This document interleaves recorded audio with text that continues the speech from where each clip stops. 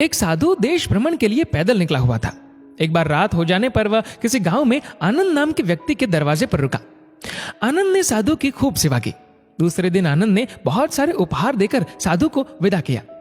साधु ने आनंद के लिए प्रार्थना की, भगवान करे तू दिनों दिन बढ़ता ही रहे। साधु की बात सुनकर आनंद हंस पड़ा और बोला, अरे महात्मा जी, जो है ये भी नहीं रहने वाला। साधु आनंद की ओर देखता रह गया और वहां से चला गया। 2 वर्ष बाद साधु फिर आनंद के घर गया और देखा कि सारा वैभव समाप्त हो गया है। पता चला कि आनंद अब बगल के गांव में एक जमींदार के यहाँ नौकरी करता है। साधु आनंद से मिलने गया।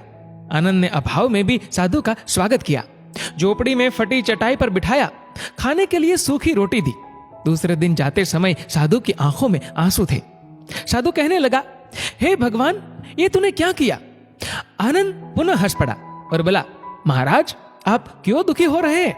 महापुरुषों ने कहा है कि भगवान इंसान को जिस हाल में रखे, इंसान को उसका धन्यवाद करके खुश रहना चाहिए। समय सदा बदलता रहता है और सुनो, ये भी नहीं रहने वाला।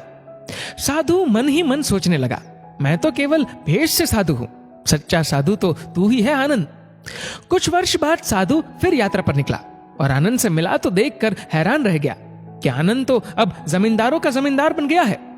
मालूम हुआ कि जिस जमींदार के यहाँ आनंद नौकरी करता था वह संतान विहीन था। मरते समय वह अपनी सारी जायदाद आनंद को दे गया। साधु ने आनंद से कहा, अच्छा हुआ वो जमाना गुजर गया, भगवान करे अब तू ऐसा ही बना रहे। ये सुनकर आनंद फिर हंस पड़ा और कहने लगा, महाराज, अभी भी आपकी नादानी बनी हुई है। साधु ने पूछा, क्या ये भी नहीं रहने वाला? आनंद ने उत्तर दिया, हाँ, या तो ये चला जाएगा या फिर इसको अपना मानने वाला ही चला जाएगा। कुछ भी रहने वाला नहीं है, और अगर शाश्वत कुछ है तो वह है परमात्मा और उस परमात्मा की अंश आत्मा। आनंद की बात को साधु ने गौर से सुना और चला गया। साधु कई साल बाद फिर लौटता है तो देखता है कि आनंद का महल तो है, किंतु कबूतर उसमें गुटरगु कर रहे हैं और आनंद का देहांत हो गया है। बेटियां अपने अपने घर चली गई, बूढ़ी पत्नी कोने में पड़ी है। साधु कहता है, अरे इंसान, तू किस बात का अभिमान करता है? क्यों इतराता है? यहाँ कुछ भी टिकने वाला नहीं है। दुख या सुख कुछ भी सदा नहीं रहता। तू सोचता है पड़ोसी मुसीबत में है और मैं मौज में हूं, लेकिन सुन, न मौज रहेगी और न ही मुसीबत। सच्चे इंसान वे है जो हर हाल में खुश रहते हैं। मिल गया माल तो उस माल में खुश रहते हैं और हो गए बेहाल तो उस हाल में खुश रहते हैं। साधु कहने लगा, धन्य है आनंद तेरा सत्संग और धन्य है तुम्हारे सतगुरु। मैं तो झूठा साधु हूं, असली फकीरी तो तेरी जिंदगी है। अब मैं तेरी तस्वीर देखना चाहता हूं, कुछ फूल चढ़ाकर दुआ तो मांग लूं।